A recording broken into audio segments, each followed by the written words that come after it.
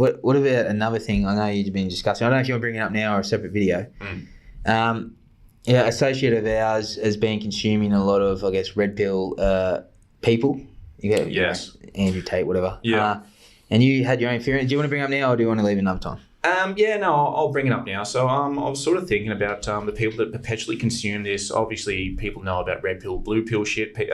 People that take the red pill, they're more informed. They know about all the injustices in the world and stuff like that. And blue pill people are more happy to sit there and watch the news and chill out and just do their normie 9-to-5 shit. So I've come up with a thesis called the red pill paradox, right? So, in summary, I probably will do a longer video. Yeah, well, definitely. Yeah, so people that do consume this red pill content, you got your Andrew Tate, your Fit and Fresh, all those dudes, and there's absolutely nothing wrong with that. But perpetually, they spend their entire time off just consuming this content, and they think they're perpetually woke, right? So, you go, yeah, I know about all the injustices in the world. I know that everything's going fucking pear-shaped in China. I know about, the control and system in our society, but they perpetually consume that shit, and they spend all their time consuming that shit that they don't do anything about it. They'll just sit there on the lounge and go, oh, my eyes are so awake, I know fucking everything. But you're not doing anything to change your life. So thus in lies the paradox. Technically, because you are watching that stuff and that's all you do, aren't you systematically blue-pilled by the red pill? It could, exactly right.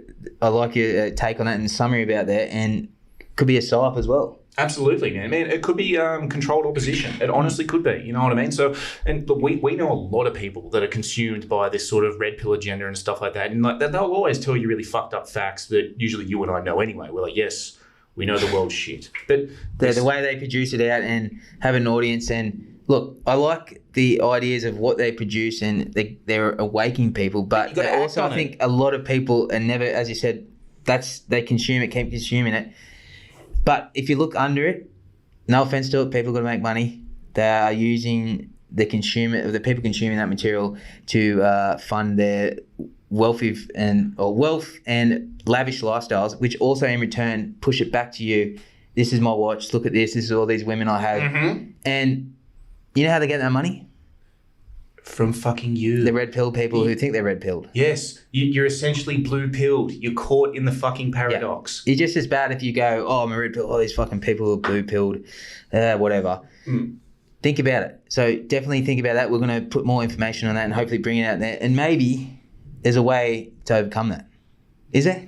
I think. Do you have anything right now, maybe? How could you overcome it? Or I think, man, actually, instead of just sitting there watching your perpetual red pill shit, like you're pretty much just sitting there watching the news every night and not acting on it, act on it. And I know a lot of these red pill people say, you got to get fit and stuff. I completely agree. You do have to get fit. You do have to have a side hustle. You do have to do this stuff. You do have to do what you love. You do have... But I also say you do have to... We were talking about this today. You do have to stop sometimes. This is why you said the paradigm has perpetually sped up. It's because we don't stop anymore to just go, fuck, what a beautiful day. Yeah. You know what I mean? Look, there's thunder at the moment cracking out there.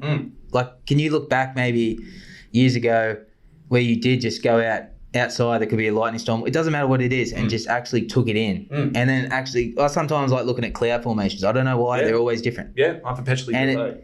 You got to keep yourself in the moment because if you don't, you're always living in the past and the future. You're never in the actual moment there. No. Well, and as the saying is, you have to stop and smell the roses. Is that what it is? Yeah. Smell the roses. Yep. Man. And I could take that information myself because I am also trying to better myself with that. And with a lot of people with anxiety and that or whatever. I believe people would have anxiety, especially if things happen to them. Being an adult, you can change that. And it's all in there. It's not one of them. Do what is best for you. And we're not saying we're fucking perfect. And we work our fucking dead end jobs and we just fucking do this every now and then. But do something you fucking love. And man, the paradigm will fucking slow down. You're not just looking forward to the weekend to get on the bags and the beers and go to the fucking tab. It'll slow down if you're doing something you love. It will. 100%. And I used to enjoy, I know it sounds normie, maybe painting or reading a book. It's good for the brain, man. Can't even fucking read a book at the moment. And the human, I'm trying, but yeah, man, the human psyche needs problems to unlock, man. So that's why so many people get anxiety, depression, just perpetually staring into their fucking phone. Because back in the day, people would read a book. It's long form fucking content. You have to pay attention. You'd sit down, you'd draw, you'd paint a picture, you'd fucking go tend to your garden. You just go outside and look at the fucking cloud formations. But when and people live in that moment, and exactly, time will go slower. it will. Don't think about things in the future, because that's what anxiety is. You're thinking about things you can't control, and then that is entrapping you in the present moment. You're punishing yourself twice. 100%. I think if you ever know about the Stoics, Marcus Aurelius, Seneca, I forget his name. Anyway, look him up. Even just go to YouTube, type in Stoic quotes. It will fucking really help you there. And if you want to read their books, read their books. When the craziest philosopher in history was caught masturbating in public, he said he wished it were as easy to get rid of hunger by touching his belly.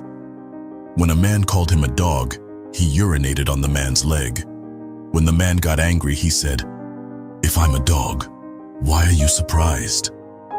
When he was sentenced to exile by the people of Sinop, he said, "And I condemn you to remain in this city." When he was sold as a slave and the auctioneer asked what kind of work he was good for, he replied, "To be a master."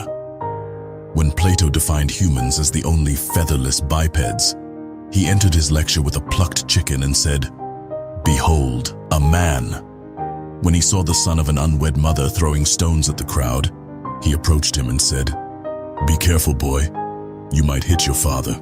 But ancient wisdom adapted to the modern man, because the modern man has changed I believe for the worse.